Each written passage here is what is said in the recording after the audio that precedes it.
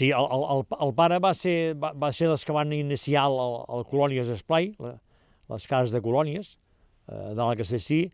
Hi havia el pare, el Lluís Ferret, el vicari, el Lluís Ferret, i el Joan Pinyot. I va ser, durant anys, va estar involucrat en allà, que nosaltres, tots els germans vam fer de monitors i vam anar a colònies, vam estar involucrats a arreglar la casa, vull dir que cada diumenge anàvem cap allà a fer del que fos, no?, per arreglar la casa.